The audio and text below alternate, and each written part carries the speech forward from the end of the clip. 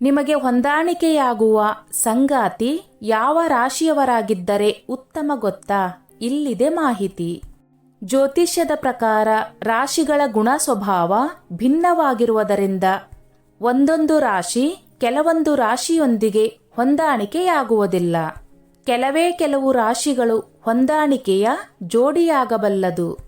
ಅದರಂತೆ 12 ರಾಶಿಗಳಿಗೂ ಹೊಂದಾಣಿಕೆಯಾಗುವ ರಾಶಿಗಳು ಯಾವ್ಯಾವು ಎನ್ನುವುದರ ಮಾಹಿತಿ ಇಲ್ಲಿದೆ ನೋಡಿ. ಪ್ರೀತಿ ಒಂದು ಅದ್ಭುತ ಭಾವನೆ. ಅದಕ್ಕಿಂತ ಮಿಗಿಲಾದ ಭಾವನೆ ಇನ್ನೊಂದಿಲ್ಲ ಮತ್ತು ಎಂದಿಗೂ ಸಿಗುವುದಿಲ್ಲ. ಯಾರನ್ನಾದರೂ ಪ್ರೀತಿಸುವ ಮತ್ತು ಅವರಿಂದ ಪ್ರೀತಿಯನ್ನು ಪಡೆಯುವ ಭಾವನೆ ಪದಗಳು ಮತ್ತು ಭಾಷೆಗೆ ಮೀರಿದ ಸಂಗತಿಯಾಗಿದೆ. ಅದು ವಾತ್ಸಲ್ಯ ಮತ್ತು ಆಕರ್ಷಣೆಗಿಂತ ಹೆಚ್ಚಿನದಾಗಿರುತ್ತದೆ. 2 ಹೊಂದಾಣಿಕೆಯ ರಾಶಿಚಕ್ರ ಚಿಹ್ನೆಗಳು ಅತ್ಯುತ್ತಮ ಜೋಡಿಯಾಗುತ್ತವೆ. ಸಾಮಾನ್ಯವಾಗಿ ಕೆಲವು ಚಿಹ್ನೆಗಳು ಅವುಗಳ ಸಹಜ ಸ್ವಭಾವದಿಂದಾಗಿ ನೈಸರ್ಗಿಕವಾಗಿ ಇತರರನ್ನು ಆಕರ್ಷಿಸುತ್ತವೆ. ಉದಾಹರಣೆಗೆ ಅಗ್ನಿ ಚಿಹ್ನೆಗಳು ಮೇಷ, ಸಿಂಹ ಮತ್ತು ಧನು ರಾಶಿ, ಮಿಥುನ, ತುಲಾ ಮತ್ತು ಕುಂಭ ರಾಶಿಯವರೊಂದಿಗೆ ಉತ್ತಮವಾಗಿ ಹೊಂದಿಕೊಳ್ಳಬಹುದು. ಏಕೆಂದರೆ ಇವು ಗಾಳಿಯ ಚಿಹ್ನೆಗಳು, ನೈಸರ್ಗಿಕವಾಗಿ ಬೆಂಕಿಯನ್ನು ಸುಡಲು ಬೆಂಬಲಿಸುತ್ತವೆ. ಆದರೆ ವೃಷಭ ರಾಶಿ, ಕನ್ಯಾ ರಾಶಿ ಮತ್ತು ಮಕರ ರಾಶಿಯವರಿಗೆ ಭೂಮಿಯ ಚಿಹ್ನೆಗಳು ವೃಶ್ಚಿಕ, ಕಟಕ ರಾಶಿ ಮತ್ತು ಮೀನ ರಾಶಿಯವರಿಗೆ ಸೂಕ್ತವಾಗಿರುತ್ತದೆ. ಮೇಷರಾಶಿ. ಮೇಷರಾಶಿಯವರಿಗೆ ನಂಬಿಕೆಯು ಬಹಳ ಮುಖ್ಯವಾಗಿದೆ. ಇದು ಅವರನ್ನು ಜೀವನದಲ್ಲಿ ಪ್ರೇರೇಪಿಸುತ್ತದೆ. ಇದನ್ನು ಕುಂಭ ರಾಶಿಯವರು ಪೂರ್ಣವಾಗಿ ಅರ್ಥ ಮಾಡಿಕೊಳ್ಳುತ್ತಾರೆ. ಅಲ್ಲದೆ ಅವರ ಸೃಜನಶೀಲತೆ ಮತ್ತು ನಾವೀನ್ಯತೆಯನ್ನು ವೃಶ್ಚಿಕ ರಾಶಿಯವರು ಇಷ್ಟಪಡುತ್ತಾರೆ. ತುಲಾ ರಾಶಿಯು ಮೇಷರಾಶಿಯವರಿಗೆ ಉತ್ತಮ ಹೊಂದಾಣಿಕೆಯಾಗಿದೆ. ಏಕೆಂದರೆ ತುಲಾ ರಾಶಿಯು ಬೆಂಕಿಯ ಚಿಹ್ನೆ. ಆದ್ದರಿಂದ ಅವರು ಪರಸ್ಪರ ಗುಣಲಕ್ಷಣಗಳಿಂದ ಸಮತೋಲನ ಸಾಧಿಸುತ್ತಾರೆ. ಈ ಚಿಹ್ನೆಗಳು ಪರಸ್ಪರ ಹೊಂದಿರುವ ಸಂಭಾಷಣೆ ಮತ್ತು ಪ್ರಣಯವು ಇತರರನ್ನು ಅಸೂಯೆಗೊಳಪಡಿಸುತ್ತವೆ. ಮೇಷರಾಶಿಯವರ ಪರಿಶ್ರಮವು ಸಿಂಹ ಮತ್ತು ಧನು ರಾಶಿಯವರೊಂದಿಗೂ ಉತ್ತಮ ಹೊಂದಾಣಿಕೆಯನ್ನುಂಟು ಮಾಡುತ್ತದೆ. ವೃಷಭ ರಾಶಿ. ವೃಷಭ ರಾಶಿಯವರು ಸಾಮಾನ್ಯವಾಗಿ ತುಂಬಾ ಹಠಮಾರಿ ವ್ಯಕ್ತಿಗಳು. ಅವರ ಗುಣವು ಅವರನ್ನು ಕನ್ಯಾ ರಾಶಿ ಮತ್ತು ಮೀನ ರಾಶಿಯವರಿಗೆ ಹತ್ತಿರವಾಗಿಸುತ್ತದೆ. ವೃಶ್ಚಿಕ ರಾಶಿಯವರು ತುಂಬಾ ನಿಷ್ಠಾವಂತ ಜನರು. ಅವರು ವೃಷಭ ರಾಶಿಯವರೊಂದಿಗೆ ಬಹಳ ನಿಕಟ ಸಂಬಂಧ ಹೊಂದುತ್ತಾರೆ. ಪರಸ್ಪರ ಬೋಧನೆಗಳು ಗಮನಾರ್ಹವಾದದ್ದು. ಇದೂ ಕೂಡ ಅನುಸರಿಸಬೇಕಾದ ವಿಷಯ. ಮಿಥುನ ರಾಶಿ. ಅವರು ಕುಂಭ ಮತ್ತು ತುಲಾ ರಾಶಿಯವರೊಂದಿಗೆ ಹೆಚ್ಚು ಹೊಂದಿಕೊಳ್ಳುತ್ತಾರೆ. ಅವರು ವ್ಯತಿರಿಕ್ತ ವ್ಯಕ್ತಿತ್ವವನ್ನು ಹೊಂದಿರುವುದು ತಿಳಿದಿರುವ ವಿಚಾರವೇ. ಅವರು ಅವಳಿಗಳಿಂದ ಪ್ರತಿನಿಧಿಸಲ್ಪಡುತ್ತಾರೆ ಎಂಬುದು ಇದಕ್ಕೆ ಕಾರಣ. ಆದರೆ ಅವರು ತಮ್ಮ ಪಾಲುದಾರರಿಗೆ ತುಂಬಾ ಪ್ರೀತಿಯಿಂದ ಇರುತ್ತಾರೆ. ವಾತ್ಸಲ್ಯದ ಪ್ರೇಮಿಗಳಾದ ಕುಂಭ ಮತ್ತು ತುಲಾ ರಾಶಿಯವರು ಸಹಜವಾಗಿಯೇ ಅವರ ಕಡೆಗೆ ಆಕರ್ಷಿತರಾಗುತ್ತಾರೆ. ಇವರ ನಿಧಾನವಾಗಿ ಮಾತನಾಡುವ ಸ್ವಭಾವದಿಂದ ತುಲಾ ರಾಶಿಯವರು ಪ್ರತಿರೋಧಿಸುತ್ತಾರೆ. ಕುಂಭ ಮತ್ತು ತುಲಾ ರಾಶಿಯವರು ಮಿಥುನ ರಾಶಿಯವರ ಬುದ್ಧಿವಂತಿಕೆಯ ಬಗ್ಗೆ ಹೆಮ್ಮೆ ಪಡಬಹುದು. ಕಟಕ ರಾಶಿ. ಇವರು ವೃಶ್ಚಿಕ ಮತ್ತು ಮೀನ ರಾಶಿಯವರಿಗೆ ಹೆಚ್ಚು ಹೊಂದಿಕೊಳ್ಳುತ್ತಾರೆ. ಕಟಕ ರಾಶಿಯವರನ್ನು ಅರ್ಥ ಮಾಡಿಕೊಳ್ಳುವುದು ತುಂಬಾ ಸುಲಭ.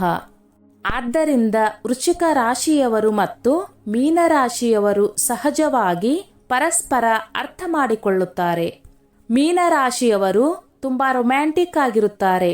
ಹಾಗೆಯೇ ಕಟಕ ರಾಶಿಯವರು ಕೂಡ. ಒಬ್ಬರಿಗೊಬ್ಬರು ಜೋಡಿಯಾದಾಗ ಅವರು ಒಟ್ಟಿಗೆ ಉತ್ತಮ ಸಮಯವನ್ನು ಕಳೆಯುತ್ತಾರೆ. ಸಿಂಹರಾಶಿ. ಸಿಂಹರಾಶಿಯವರು ತುಂಬಾ ಪ್ರಾಮಾಣಿಕರು. ಅವರು ತಮ್ಮ ಪಾಲುದಾರರು ಸೇರಿದಂತೆ ಇತರರಿಂದ ಬಹಳಷ್ಟು ನಿರೀಕ್ಷಿಸುತ್ತಾರೆ.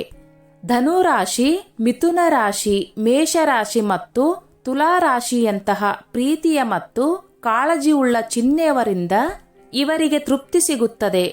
ಸಿಂಹಗಳೆಂದರೆ ಅವರು ಮೃಗಗಳು. ಆದ್ದರಿಂದ ಈ ಪ್ರೀತಿಯ ಚಿಹ್ನೆಗಳೊಂದಿಗೆ ಜೋಡಿಸಿದಾಗ ಅವರು the beauty and the best ಆಗಲು ಪ್ರಾರಂಭಿಸುತ್ತಾರೆ. ಸಿಂಹ ರಾಶಿಯವರ ಅತಿ ಆತ್ಮವಿಶ್ವಾಸಕ್ಕೆ ಹೊಂದಿಕೆಯಾಗುವ ಚಿಹ್ನೆಗಳೆಂದರೆ ಧನು ಮತ್ತು ತುಲಾ ರಾಶಿ. ಕನ್ಯಾ ರಾಶಿ. ವೃಷಭ ರಾಶಿ ಮತ್ತು ಮಕರ ರಾಶಿಗೆ ಅವು ಉತ್ತಮ. ಅವರು ಸಂಕೋಚದ ಜನರು. ಅವರು ಮೊದಲು ಸಂಭಾಷಣೆಯನ್ನು ಪ್ರಾರಂಭಿಸುವುದಿಲ್ಲ. ಆದ್ದರಿಂದ ಸಾಮಾನ್ಯವಾಗಿ ಬಹಿರ್ಮುಖಿಯಾದ ವೃಷಭ ರಾಶಿಯವರು ಸಂಭಾಷಣೆಗಳನ್ನು ಆರಂಭಿಸಬಹುದು. ಸಂಬಂಧದ ಸ್ಥಿರತೆ ಮತ್ತು ಅವರು ಒಟ್ಟಿಗೆ ತರುವ ಪ್ರೀತಿಯ ಕಾರಣದಿಂದಾಗಿ ಈ ಚಿಹ್ನೆಗಳು ಉತ್ತಮ ಜೋಡಿಯಾಗುತ್ತವೆ. ಅವರು ತೀಕ್ಷ್ಣ ಬುದ್ಧಿ ಮತ್ತು ಪರಿಪೂರ್ಣತೆಯನ್ನು ಸಾಧಿಸುವ ಕನ್ಯಾ ರಾಶಿಯವರನ್ನು ಪ್ರಶಂಸಿಸುತ್ತಾರೆ. ಈ ಚಿಹ್ನೆಗಳು ಸೇರಿಕೊಂಡರೆ ಅದು ಸಾಮಾನ್ಯವಾಗಿ ಬೇರೆಲ್ಲಿಯೂ ಕಾಣದಂತಹ ಸ್ಥಿರತೆಗೆ ಕಾರಣವಾಗುತ್ತದೆ. ತುಲಾ ರಾಶಿ. ಸಿಂಹ ಮತ್ತು ಧನು ರಾಶಿಯವರಿಗೆ ತುಲಾ ರಾಶಿ ಅತ್ಯಂತ ಹೊಂದಾಣಿಕೆಯ ರಾಶಿಚಕ್ರ ಚಿಹ್ನೆಗಳು. ಅವರು ತುಂಬ ಶಾಂತಿಯನ್ನು ಬಯಸುತ್ತಾರೆ ಮತ್ತು ಪ್ರಾಯೋಗಿಕವಾಗಿರುತ್ತಾರೆ. ಇದು ಅವುಗಳ ಕಡೆಗೆ ಆಕರ್ಷಿತವಾಗುವ ಇತರ ಚಿಹ್ನೆಗಳಿಗೆ ಆದ್ಯತೆ ನೀಡುತ್ತಾರೆ. ಇವರು ತಮ್ಮ ಪಾಲುದಾರರಿಗೆ ನಿಷ್ಠೆಯನ್ನು ಸಹ ತೋರಿಸುತ್ತಾರೆ. ವೃಶ್ಚಿಕ ರಾಶಿ. ಇವರು ಮೀನ ರಾಶಿಯವರಿಗೆ ಹೆಚ್ಚು ಸೂಕ್ತ. ವೃಶ್ಚಿಕ ರಾಶಿಯವರು ಉತ್ತಮ ನೀತಿ ಮತ್ತು ನಿಯಮವನ್ನು ಹೊಂದಿದ್ದಾರೆ.